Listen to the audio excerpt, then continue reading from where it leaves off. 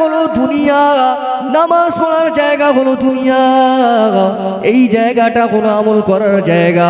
কবর নামক জায়গায় গেলে ওখানে নামাজ পড়ার জায়গা নয়, ওখানে রোজা রাখার জায়গা নয়, ওখানে হজের জায়গা নয়, আমলের জায়গা হলো এই দুনিয়া। আল্লাহ পাকের একজন মাহবুব বান্দা কবরস্থানের পাশ দিয়ে যায়, আল্লাহর একজন ওলি বান্দা কবরের নিকট দিয়ে যায়, কবরকে দেখে সালাম নিলেন। সালাম নেওয়ার পরে আল্লাহর ওই ওলিটা কানেতে শুনতে পেলেন যে এই কবরস্থানে একজন আল্লাহর ওলি কবরে বসে বসে কোরআন তেলাওয়াত করে। বলুন সুবহানাল্লাহ। কোথায় পাবেন? তারিকুত তাবারি নামে একটা কিতাব রয়েছে, ওই কিতাবের ভিতরে আপনি পেয়ে যাবেন আহকামুল কোরআন, তার ভিতরে আপনি এটা পেয়ে যাবেন। ও নবীর উম্মতেরা, আল্লাহর ওলি তিনি এবারে মনে মনে ভাবেন কবরের পাশ দিয়ে যায়, কবরের ভিতর থেকে যতক্ষণ কোরআনের আওয়াজ আসে নিশ্চয়ই ইনি কোনো সাধারণ মানুষ হতে পারে না, নিশ্চয়ই কোনো আল্লাহওয়ালা কামেল বুজুর্গ মানুষ হতে পারে। আল্লাহর ওলি যখন ওই কবরের কোরআন তেলাওয়াতের আওয়াজ যখন শুনতে পেলেন, কানেতে যখন আসলো, সঙ্গে সঙ্গে সঙ্গে ওই জীবিত আল্লাহর ওলিটা বললেন আলহামদুলিল্লাহ। যখন আলহামদুলিল্লাহ বললেন, যে ওলিটা কবরে শুয়ে শুয়ে কোরআন তেলাওয়াত করে, ওই ওলিটা সঙ্গে সঙ্গে জীবিত ওলিটাকে বলতে লাগলেন, ও আল্লাহ পাকের মাহবুব বান্দা, আপনি আজ এই কবরস্থানের পাশে আসলেন, আমার জবানের কোরআন তেলাওয়াত শুনে আপনি যে সুবহানাল্লাহ বললেন, আপনার এই সুবহানাল্লাহ বলার পিছনে যে নেকি দেওয়া হয়েছে, আল্লাহ পাক যে নেকি দিয়েছেন, ওই নেকিটা কি আমাকে দেওয়া যাবে? এবার আল্লাহর ওলি ভাবতে লাগলেন, একবার সুবহানাল্লাহ আমি পড়লাম, এই একবার সুবহানাল্লাহ পড়ার বিনিময়ে যে সওয়াব পাওয়া গিয়েছে, এই সওয়াবটুকু চাইছে, তার কারণটা কি?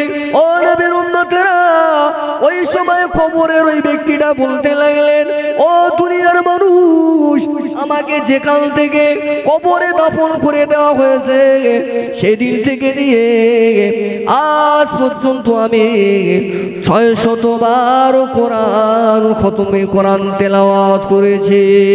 বলুন সুবহানাল্লাহ, আর উজুরি বলুন সুবহানাল্লাহ।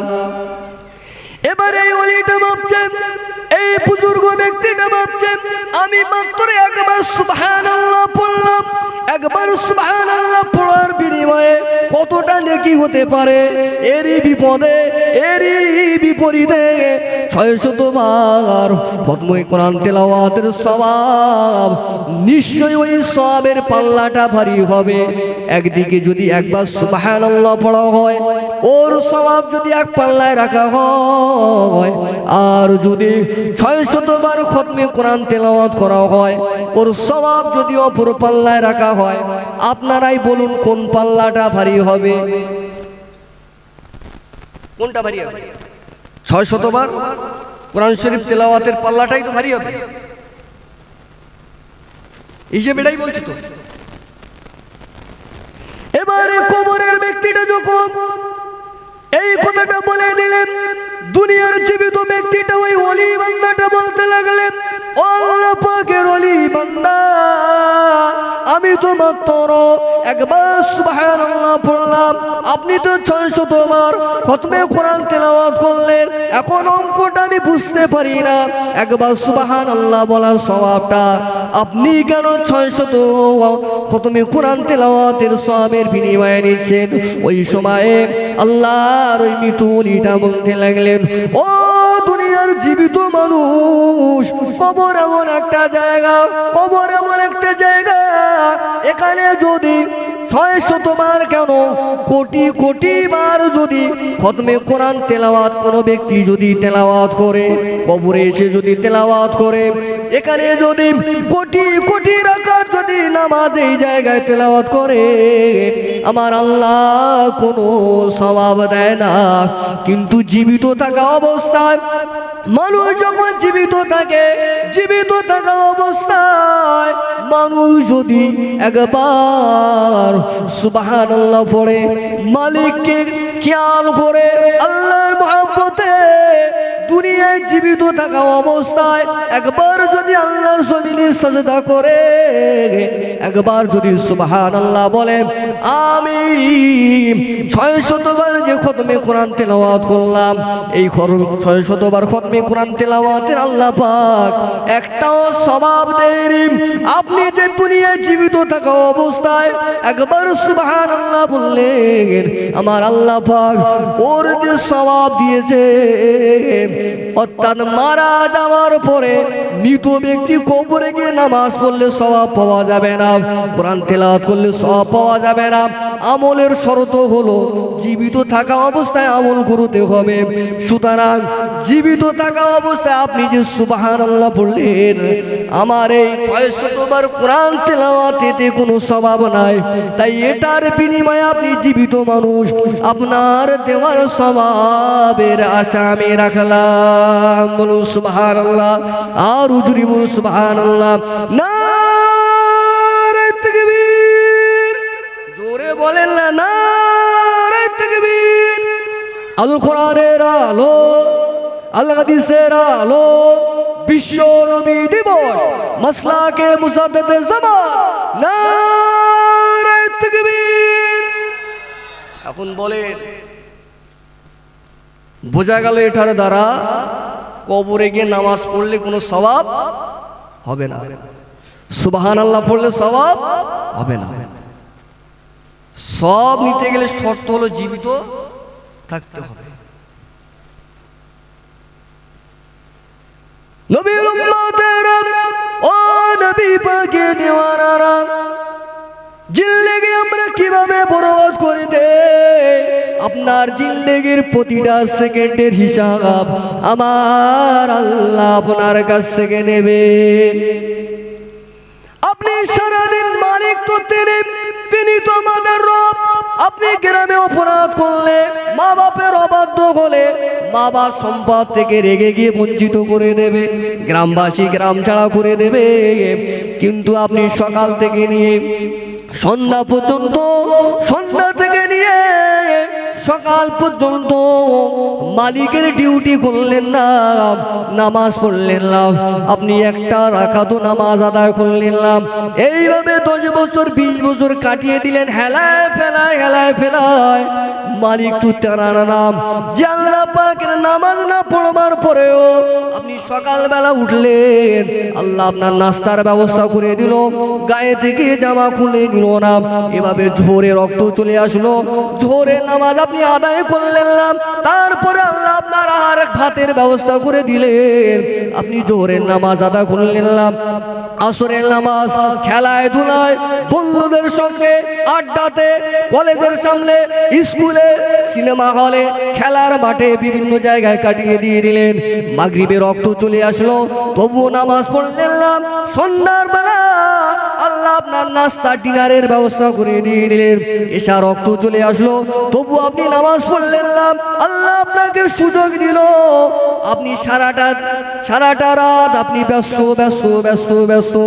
এসার নামাজ ছেড়ে দিয়ে রাত 12টায় বাড়ি ঢুকলেন, ভাত খেয়ে ঘুমিয়ে পড়লেন। তবু আল্লাহর ডিউটি না করার জন্য আমার আল্লাহ আপনার কোনো কিছু গায়ের জামার মুখের ভাত কেড়ে নিল না।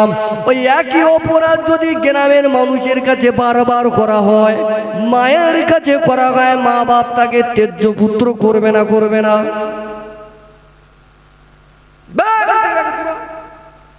কিরকম সন্তান আমি, বাপ মা, তুই বারে আমার কথা শুনিনি। আমার যা আছে বিষয়ের সম্পদ সব অন্যজনের নাম লিখে দেবো, কিন্তু মালিক তো তার নাম, যে মালিকের ডিউটি করিনি, তারপরেও মালিক আমাদের গায়ের জামা মুখের অন্য একবারের জন্য কারো খাওয়া বন্ধ করে রেখেছে। সেই মালিককে আমরা ভুলে গেলাম, সেই মালিককে আমরা চিনলাম না। এটাই আমাদের দুর্ভাগ্য, এটাই আমাদের আফসোস।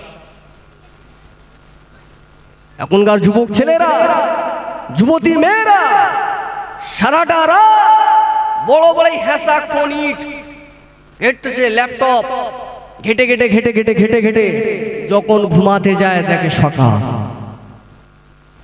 যখন ঘুমাতে যায় দেখে সকাল, শুয়ে পড়েছে। এবার যখন ঘুম থেকে উঠেছে দেখে যে রাত। কিভাবে এদের দিন কাটছে আর কিভাবে রাত কাটছে, এদের টেনশনে মা বাপের জিন্দেগিও হয়ে যাচ্ছে বরবাদ। ছেলে মেয়েদের নিয়ে পেরেশানি হয়ে যাচ্ছে সমাজে। আজকে আমরা মডার্ন ভাবছি, এই মডার্ন একদিন দফা রফা করে ছাড়বে।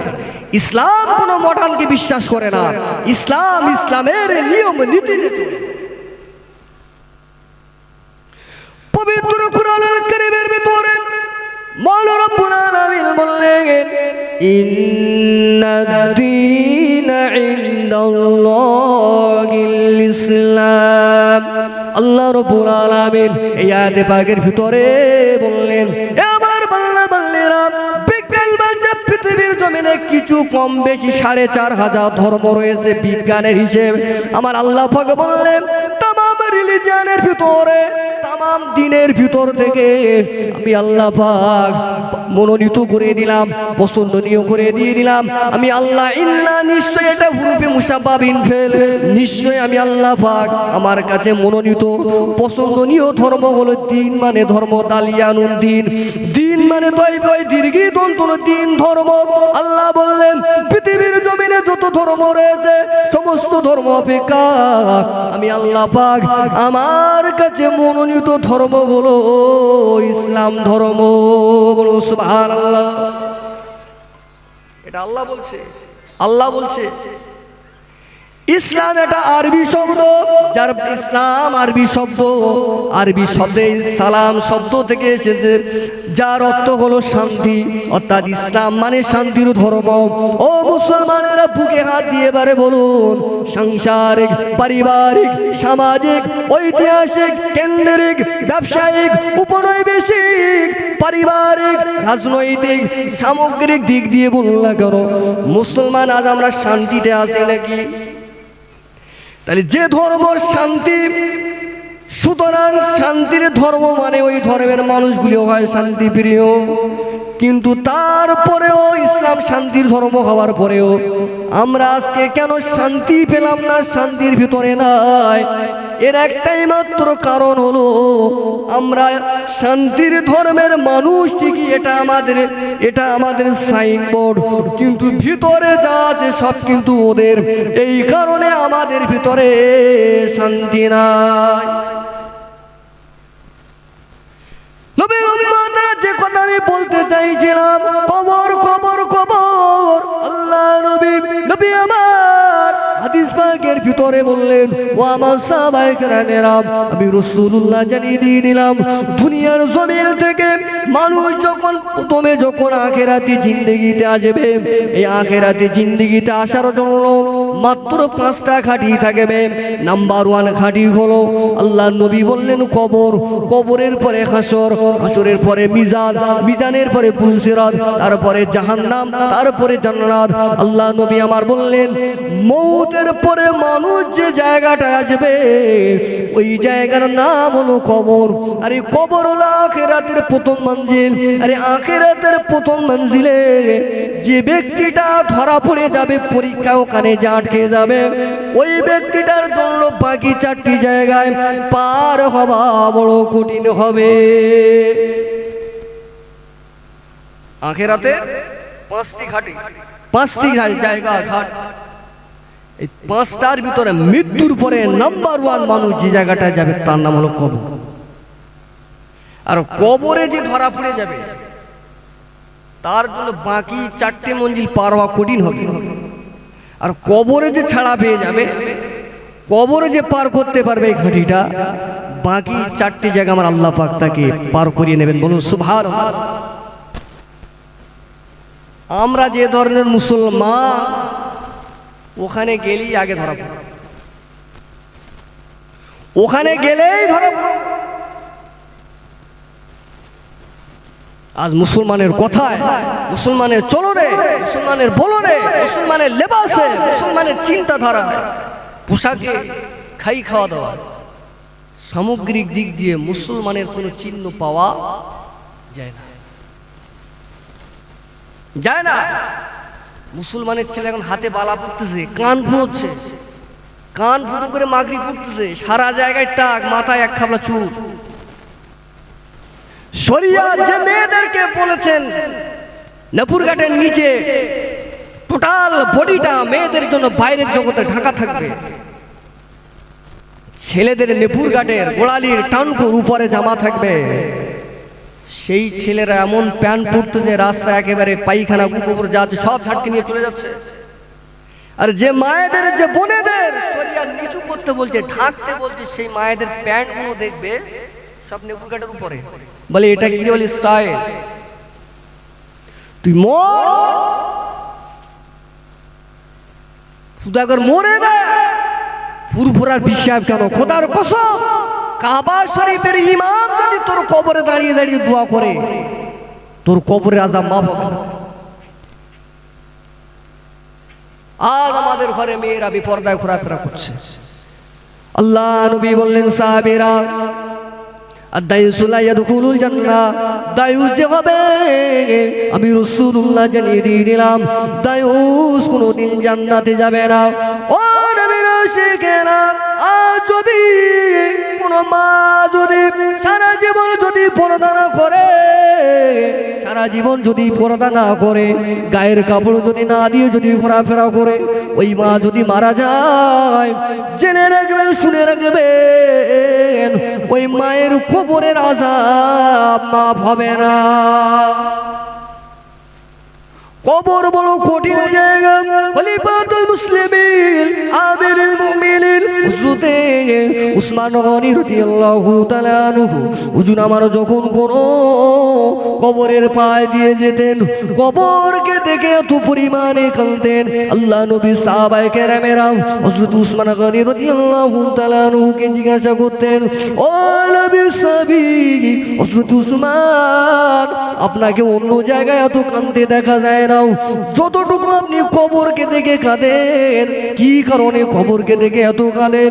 আল্লাহ নবী সাহাবী হযরত উসমান রাদিয়াল্লাহু তাআলা আনহু হুজুর আমার বলতে লাগলেন, ও নবীর সাহাবীরা, আমি নবী পাকের জবান দিয়ে শুনেছি, আখিরাতের যত মঞ্জিল হবে, আখিরাতের যত খাঁটি হবে, সমস্ত খাঁটির ভিতরে নাম্বার 1 মঞ্জিল হলো কবর।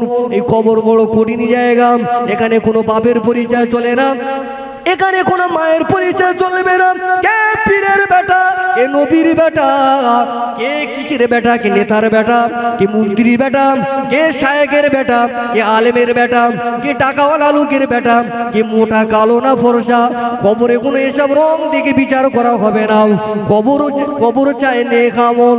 ও নবীর উম্মতেরা, আল্লাহ নবীর সাহাবী হযরত উসমান গনি রাদিয়াল্লাহু তাআলা আনহু হুজুর আমার আল্লাহ নবী সাহাবায়ে কেরামদের বলতে লাগলেন, ও নবী সাহাবায়ে কেরামেরা, সুতরাং কবর বড় ভয়ঙ্কর জায়গা, আমি উসমান জানি না কবর আমার সঙ্গে কেমন ব্যবহার করবে, তাই আমি কবরকে দেখে এত পরিমাণে কাঁদি।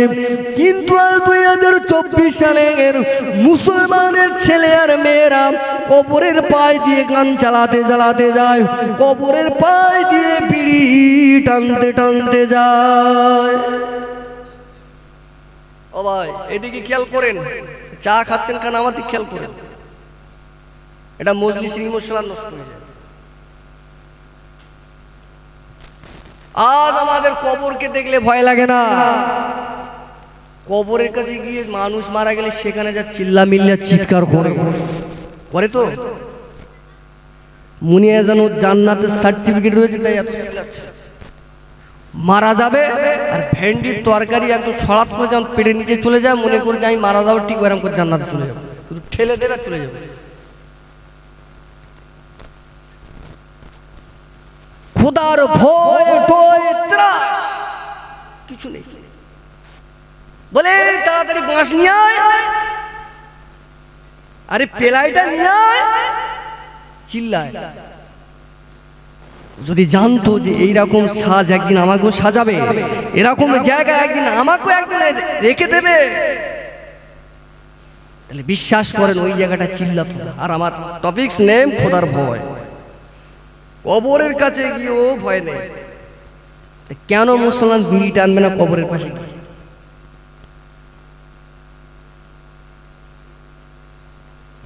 ও নবীর উম্মতেরা, আল্লাহ নবী দিন ও দুনিয়া বাদশা হাবিবুন নগে নবী আমার হাদিস পাকের ভিতরে জানিয়ে দিয়ে নিলেন, ও আমার সাহাবায়ে কেরামেরা, আমি রাসূলুল্লাহ জানিয়ে দিয়ে নিলাম কবর এমন ভয়াবহ জায়গা, কবর হলো সাপ বিচ্ছুর জায়গা। কবর যদি হয় জান্নাতের টুকরার ভিতরে একটি টুকরা হবে, কবর যদি হয় জাহান্নামের গর্তের ভিতরে একটি গর্ত হবে। এই দুটো নির্ভর করবে আমার উম্মতের আমালের উপরে। অর্থাৎ যদি নেক আমল করে কবর তার সঙ্গে ভালো ব্যবহার করবে, আর যদি বদ আমল করে জীবনে যদি গোনা দিয়ে ভরপুর করে ফেলে, আল্লাহ নবী আমার বললেন কবর তার সঙ্গে ভালো আচরণ করবে না।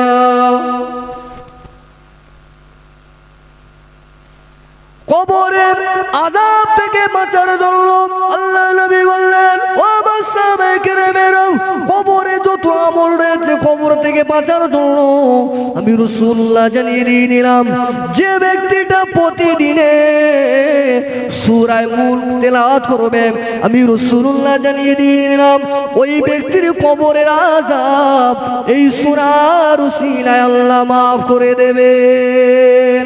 আর জোরে বলুন সুবহানাল্লাহ। কোন সূরা বললাম? সূরা বলেন মুলক, 29 পারা প্রথমে আছে, পারা নাম্বার 29, পারার একদম প্রথমে সূরা মুলক। মুসলমান সূরা মুলক ভালো করে পড়বে তো দূরের কথা, বলতেই জানে না। আজ আমাদের ছেলে মেয়েদের ইংলিশ মিডিয়ামে দিচ্ছি, বড় বড় জায়গায় দিচ্ছে, আপনি দেন, তার বিরোধী আমি করছি না, আপনাকে দেওয়া লাগবে। যুগের সঙ্গে তাকে জেনারেল নলেজ, জেনারেল শিক্ষা অবশ্যই লাগবে, কিন্তু আমাদের ছেলে মেয়েদের ভিতরে ইসলামিক এডুকেশন টোটালে নেই, টোটালে নেই। জানেন, একটা এমএ পাস, একটা বিএড করা ছেলে, একটা double MA, double BA, double honours, BCom, PhD, যত ডিগ্রি, এমবিবিএস, এফআরসিএস, আপনার ছেলেকে যত বড়ই যাই করুন না কেন, আপনার ওই ছেলেটা যদি মসজিদে গিয়ে নিয়াত করে যদি চুপচাপ দাঁড়িয়ে থাকে, আর মাদ্রাসার একটা ছেলে যদি ওই নামাজের কাতারে দাঁড়িয়ে যদি নিয়াত করে সূরা ফাতিহা গড়গড় করে তারপরে আরেকটা সূরা পড়ে যদি রুকু সাজদা করে, আর ওই এফআরসিএস, এমবিবিএস পাস করা আপনার ছেলে ডাক্তার হয়েছে, যদি নামাজের কাতারে চুপচাপ নিয়ত করে কেরাকি করতে দেখে দেখে মারে, ও 4 আনা পয়সা খোদার কাছে, নবীর কাছে, শরিয়াতের কাছে দাম নেই, দাম নেই, দাম নেই। সমাজে এমনও মুসলমানও রয়েছে, শতকরায় 90% মুসলমান এখনো তাশাহুদ জানে না। নামাজের বয়স কত? 20 বছর, 30 বছর। মাশাআল্লাহ, আপনারা হয়তো জানেন, কিন্তু গোটা পরিবেশের কথা বলছি। রুকুতে গিয়ে কি বলতে হয় জানে না, সাজদায় গিয়ে কি বলতে হয় জানে না। বলুন, একটা জেনারেল ছেলে যদি হয়তো তার টাকার কারণে তার সেলিব্রেট করছে, তাকে ইনভাইট করা হচ্ছে, তাকে সম্মান করা হচ্ছে, তাকে স্বাগতম জানানো হচ্ছে, কিন্তু জেনে রাখবেন এই টাকার কারণে মানুষ কিছুদিন ওকে স্যার বললো, কবরে গেলে ওরে ষাঁড় দিয়ে গুটিয়ে গুটিয়ে খোদা সাইজ করবে। তুই সারা জীবন হোয়াট ইজ ইউর নেম কি করলি, চার্লসের সূত্র মুখস্থ করলি, ফেরাইলের সূত্র মুখস্থ করলি, ডারউইনের মতবাদ তুই মুখস্থ করতে পারলি, আমি আল্লাহ আমার পাক কোরআনের কারীমের সূরা ফাতিহা পড়ে নামাজ পড়তে পারলে তোর মতো আহামক আর একটা পৃথিবীর জমিনে চলে যাবার গর্ব। বাঁচতে গেলে আমাদের উপায় কোরআন সুন্নাহ। যে কথা আমি বলছিলাম, আমার কথা এরা করবেন না, বর্তমান পরিস্থিতি নিয়ে আলোচনা করাটাই উত্তম। আর সমাজ ধ্বংস হয়ে যাচ্ছে, আলেম গতানুগতিক আলোচনার কারণে সমাজের প্রেক্ষাপটের উপরে আলোচনা নেই বলে গোটা মুসলমান সমাজ আজ ধ্বংসের কবলে পড়ে যায়।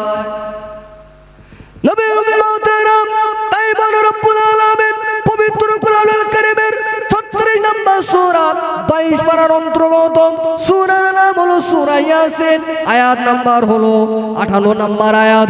আল্লাহ পাক বললেন সালামুন কওলাম মির রাব্বির রহিম। আল্লাহ রাব্বুল আলামিন কুরআনুল কারীমের ভিতরে বললেন, হে আমার বান্দা বান্দীরা, তোমাদের ভিতর থেকে যারা আমল করে, নেক আমল করে দুনিয়া জমিন থেকে ঈমানের সঙ্গে বিদায় নিয়ে আমি আল্লাহ পাক আমার সামনে হাজির হবে, কিয়ামতের ময়দানে আসতে পারবে, আমি আল্লাহ তাদের জন্য গুড নিউজ শুনিয়ে দিয়ে দিলাম, তাদের জন্য খুশির সংবাদ শুনিয়ে দিয়ে দিলাম। আমার বান্দা বান্দীরা, আমি আল্লাহ আমার পক্ষ থেকে তাদের জন্য সালাম রেখে দিয়েছি। বলুন সুবহানাল্লাহ। আল্লাহ স্বয়ং সালাম দেবেন।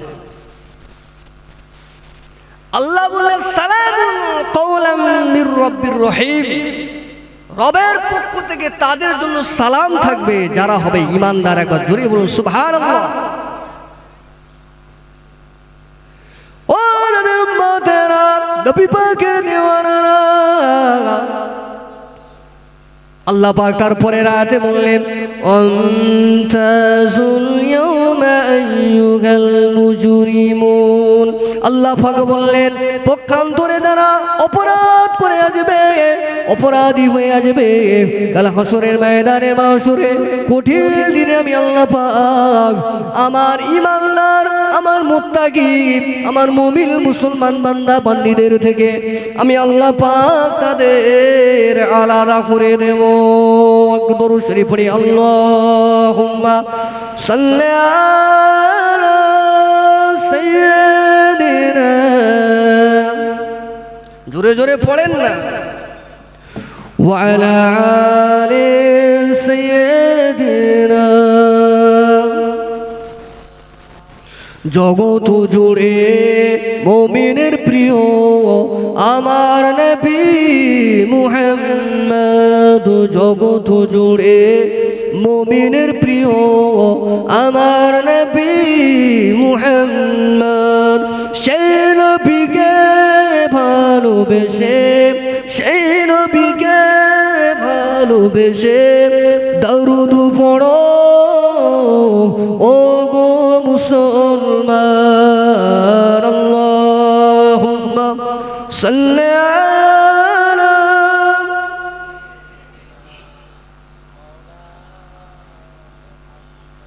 ওয়া আলা আলি সাইয়্যিদিনা।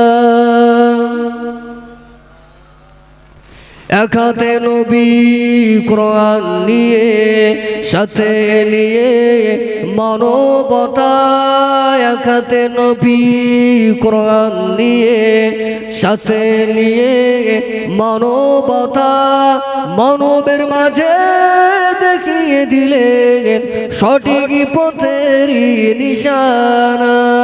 সেই নবীকে ভালোবেসে, সেই নবীকে ভালোবেসে দরুদ পড়ো ও গো মুসলমান। আল্লাহুম্মা সাল্লি আলা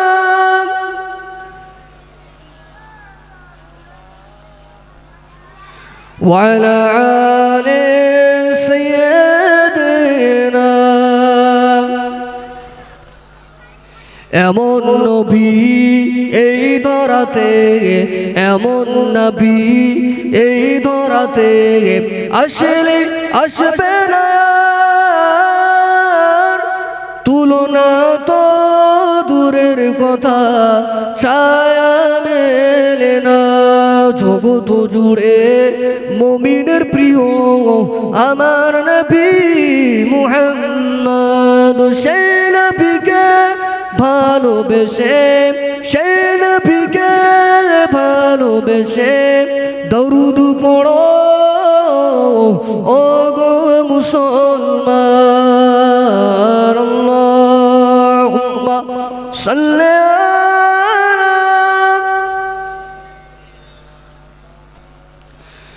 وعلى آل سيدنا বিভাগের উম্মতেরা, যে কথা আমি বলতে চাইছিলাম যে বিবির জন্য আজ আমরা নামাজ পড়ি না, দিনটাকে আমরা গরিব করে দিয়েছি। শরীয়তের কোনো মূল্য আমাদের কাছে নাই, নবীর সুন্নাতের কোনো গুরুত্ব আমাদের কাছে নাই। মুখেতে দাড়ি রাখতে পারলাম না, কোনো যেন কিসের একটা ভয়ে, কিসের একটা লজ্জায়। জেনে রাখবেন যে মুসলমান যে নিজেকে মুসলমান বলে দাবি করবে, সে নবীর মহব্বত, তার কাছে দুনিয়ার মহব্বত তুচ্ছ হয়ে যাবে। তার গার্লফ্রেন্ডের কথা স্মরণ করে, দুনিয়ার কোনো নারীর কথা ভেবে, কোনো অফিসের কথা ভেবে মুসলমান যদি দাড়ি চাঁচা শুরু করে, এটা জেনে রাখবেন ও মুসলমানেরা, ওই ব্যক্তি কোনোদিন নবীর প্রেমিক হতে পারে না। ওই ব্যক্তি দুনিয়ার প্রেমিক, আর দুনিয়ার প্রেমিক যে হবে, ও মুসলমান জেনে রাখো, তুমি কিন্তু নবীর উম্মত না। নবীর উম্মতেরা, আমি এক একটা করে বলে যাই, আল্লাহ নবীর সুন্নাতের গুরুত্ব যার কলিজায় থাকবে না। আজ যদি মুসলমানের ছেলেদের কাছে যদি নবীর সুন্নতের গুরুত্ব থাকতো, মুসলমানের ছেলেগুলো দাঁড়িয়ে যাচ্ছে না, মসজিদে আজান হয়ে গেলে নামাজের জন্য চলে যেত। আজকের মসজিদে কত আজান হয়ে যায়, মুসলমানেরা মসজিদে যায় না। আল্লাহ নবী আমার জানিয়ে দিয়ে দিলেন, ও আমার সাহাবায়ে কেরাম, আমি রাসূলুল্লাহ জানিয়ে দিয়ে দিলাম, আল্লাহ পাক দিন আর রাতের ভিতরে 24 ঘন্টা 17 রাকাত ফরজ নামাজ আল্লাহ করে নিয়েছেন। এই 17 রাকাতের এক রাকাত যদি কেউ ওজরে আর বিনা ওজরে যদি নামাজ যদি কাজা করে, নামাজ যদি আদায় না করে, আমি রাসূলুল্লাহ জানিয়ে দিয়ে দিলাম, ওই ব্যক্তিটার 2,88,00,000 বছর আল্লাহর জাহান্নামের আগুনে জ্বলবে। কোন জাহান্নামের আগুন? আল্লাহ নবী আমার বললেন, ও আমার সাহাবায়ে কেরামেরা, দুনিয়ার আগুন জাহান্নামের আগুনের ক্ষমতা 70,000 গুণ বেশি হবে। জাহান্নামের আগুনকে আমার আল্লাহ পাক 3,000 বছর ধরে বিরামহীন ভাবে আল্লাহ জ্বালিয়েছে। ওই জাহান্নামের আগুনে বেপরদা নারী, সুদখোর, ঘুষখোর, মদখোর, জেনাখোর, ব্যভিচারখোর, বেনামাজি সকলকে আমার আল্লাহ পাক ওই জাহান্নামের আগুনে জ্বালাবে। ও নবীর উম্মতরা, এখন এবারে ভাবুন, দুনিয়ার সামান্য আগুনে আমরা হাত রাখতে পারবো না? তাহলে জাহান্নামের আগুনের ক্ষমতা 70,000 গুণ বেশি হবে। আর সেই জাহান্নামের আগুন আমার আল্লাহ পাক 3,000 বছর ধরে জ্বালিয়ে জ্বালিয়ে কালো রং করেছে। দুনিয়ার সুপ্রিম পাওয়ারওয়ালা সব থেকে তেজস্বী আগুনের রং হলো সবুজ কিংবা নীল, কিন্তু আমার আল্লাহ পাকের জাহান্নামের আগুনের কালার হবে কালো।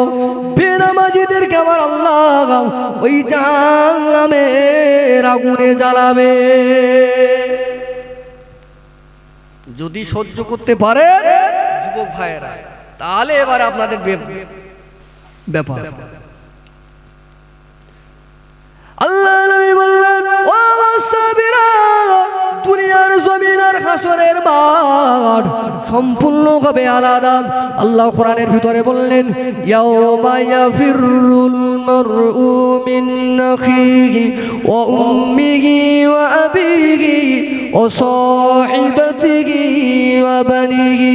আল্লাহ পাক কোরআনুল কারীমের ভিতরে বললেন, এ জগতের মানুষেরা, হাসরের মাঠটা এমন হবে যে ছেলের জন্য তুমি পরকাল বরবাদ করে দিলে, যে বিবির সুখের জন্য নামাজ পড়লে না, সুদ ঘুষ হারাম হালালের বার বিচার করলে না, সেই তোমার বিবি, তোমার মা, তোমার স্ত্রী, তোমার ভাই, তোমার বোন, এমনকি তোমার বন্ধু বান্ধব, যাদের দুনিয়া জমিনে তুমি আপন ভাবতে গিয়ে নামাজ ছেড়ে দিয়েছিলে, ওই সমস্ত ব্যক্তিগুলো হাসরের মাঠে তোমাকে অস্বীকার করবে, তোমাকে কোনো পরিচয় দেবে না। এবারে বলুন, যে ছেলের জন্য নিজে সুখ ভোগ করলেন না, যে ছেলের জন্য আপনি ভালো করে পেট ভরে খেলেন না, সেই ছেলে হাসরে কাজে লাগবে না, কবরেও কাজে লাগবে না। মারা যাবে, আপনার কবরের ধারে ভুল করেও একবারও যাবে না। আপনারা বলেন, হুজুর আরে তাদের কথা বলছেন কেন? আমরা নিজেরাই যাই। আবার বাংলাদেশি কিছু হুজুর বেরিয়েছে, আবার এখনকার অধিকাংশ যুবক ছেলেরা এরা আবার ইউটিউব হুজুর। ইউটিউব হুজুর বাংলাদেশে, বিশেষ করে বর্তমান সমাজে বাংলাদেশের ভিতরে অধিকাংশ প্রায় বলছি ভণ্ড ভরে গেছে। এই দিনের ব্যাপারে ভণ্ড ভরে গিয়েছে। ওখানকার বক্তাদের, ওখানকার হুজুরদের ফতোয়া শুনে এরা গ্রামে ফতোয়া বাজারি করা আমার দাদা হুজুর পীর কেবলা রহমাতুল্লাহ আলাইহির নির্ভেজাল সিলসিলার উপরে হস্তক্ষেপ করে এরা বলছে মরা গরু নাকি ঘাস খায় নাকি, কবর জিয়ারত করে। কবর জিয়ারত আমরা করি না। আমি বোঝানোর জন্য আমার এই প্রসঙ্গটা বেরিয়ে এসেছে। যাক, এই বিষয়ে আমি যাচ্ছি না। তাহলে এখন আমরা তো নিজেরাই তাদের কবরের ধারে যাই না, আর আমরা মারা গেলে তারা, অর্থাৎ আমাদের ছেলে মেয়ে নাতি পোতারা এরা যাবে, এর কোনো গ্যারান্টি আছে? আর পরে কি করবে সেই ভরসায় দুনিয়া থেকে কবরে গেলে কিন্তু বিপদ আছে। নিজের আমল নিজেকে রেডি করে তৈরি করেই তবে কবরে যেতে হবে। আল্লাহ নবী আমার বলতে লাগলেন, ও আমার সাহাবায়ে কেরামেরা, হাসরের কঠিন ময়দানের দিনটা এমন হবে, বিজ্ঞান বলছে বর্তমান সময়ে সূর্য আছে দুনিয়া থেকে কয়েক কোটি মাইল দূরে রয়েছে। আর সূর্য, বিজ্ঞান বলছে এই দুনিয়ার এরকম দুনিয়া থেকে 13 লক্ষ গুণ বড় সূর্য। আমার কথা না, এটা বিজ্ঞানের থিওরি। অর্থাৎ এরকম দুনিয়া 13 লক্ষটা দুনিয়ার সমান হবে একটা সূর্য। বিজ্ঞান বলছে ওই সূর্যটা উল্টো পিঠ করা রয়েছে। ও মুসলমানেরা, আমি বিজ্ঞানের থিওরি কিছুক্ষণের জন্য যদি ধরে নিয়ে আপনাদের বোঝায়, যদি সূর্য এরকম 13 লক্ষ দুনিয়ার সমান একটা সূর্য যদি উল্টো পিঠ যদি দুনিয়া মুখ করা থাকে, সেই সূর্যের তাপে আমরা জ্যৈষ্ঠ মাসে রোজা রাখতে কষ্ট হয় না? জীবনটা ফেটে যায়। আল্লাহ নবী আমার বলতে লাগলেন, ও আমার উম্মতেরা, হাসরের ময়দানের কঠিন দিনে ওই সূর্যর আমার আল্লাহ পাক পূর্ণ ক্ষমতা দিয়ে দেবেন। সূর্যের তাপে জমিনটা পুড়ে লাল তামা হয়ে যাবে। দুনিয়ার জমিনে যে মা সন্তানকে এত মহব্বত করতো, ওই দিনে মা জননী তার সন্তানকে শুইয়ে দিয়ে সন্তানের পিঠের উপরে দাঁড়াতে দ্বিধাবোধ করবে না। ওই দিনে দুনিয়াটা পুড়ে একেবারে লাল তামা হয়ে যাবে। আসরবাসীদের কিয়ামতের ময়দানে কঠিন দিনে মাথার মগজগুলো গলে গলে কান দিয়ে বার হবে। আসরবাসীরা কেউ নিজের খামে নিজে খাবো ডুবু খাবে, এত পরিমাণে কাঁদবে, কেঁদে কেঁদে কেঁদে কেঁদে কেঁদে। আল্লাহ নবী বললেন, সাহাবীরা, আসরবাসীদের চোখের পানি শেষ হয়ে যাবে, পানির পরিবর্তে চোখ দিয়ে রক্ত বার হবে, তবুও তাদের কান্না থামবে না। ও আমার সাহাবায়ে কেরামেরা, যেদিনে বিবি হবে না, সন্তান হবে না, কেউ কারো হবে না, ওই দিনের নাম হলো কিয়ামত। ওই কিয়ামতের ব্যাপারে আমার আল্লাহ পাক বললেন, ইন্নাল্লাযীনা আমানু ওয়া আমিলুস সালিহাতি কানাত লাহুম জান্নাতুল ফিরদাউসি নুজুলা। আল্লাহ পাক, আল্লাহ তাআলা এই আয়াতুল কারিমার ভিতরে বললেন, আল্লাহ তাআলা বললেন, উন্নাতে বললেন, ইন্নাল্লাযীনা আমানু ওয়া আমিলুস সালিহাত লাহুম জান্নাতুন নাঈম। আল্লাহ পাক বিভিন্ন আয়াতে আল্লাহ পাক জান্নাতের সুসংবাদ দিয়ে দিয়েছেন। আল্লাহ পাক বললেন, যারা দুনিয়া নামক জায়গায় নেক কাজ করবে, ভালো কাজ করবে, নেক আমল করে যারা আসতে পারবে, আল্লাহ বললেন তাদের জন্য সেদিনে দয়ার জান্নাত রেখে দিয়েছি। ও নবীর উম্মতেরা, ওই কঠিন বিভীষিকাময় দিনে, যেদিনে সূর্য মাথার আধা উপরে থাকবে, মাথার মগজগুলো গলে গলে পড়বে, মানুষ পানির পিপাসা জিহ্বাখানা বেরিয়ে আসবে।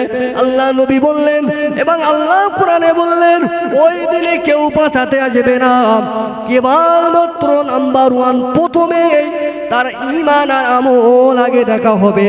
আর ওই ঈমান আর আমল করার জন্য মূলত এই মাহফিল।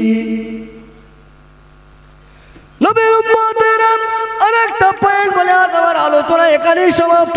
আল্লাহ নবী হাদিস পাকের ভিতরে স্বরে বললেন, ও আমার সাহাবায়ে কেরামেরাও, আসরে মা ময়দানের কঠিন দিনেতে আমি রাসূলুল্লাহ সাল্লাল্লাহু আলাইহি ওয়াসাল্লাম আল্লাহ পাক আল্লাহ তাআলা এর তাকবীর আর নারায়ে তাকবীর দর বাবা একটু জোরে তাকবীর দেন না নারায়ে তাকবীর নারায়ে তাকবীর মাসলা কে মুজাদ্দিদ জামান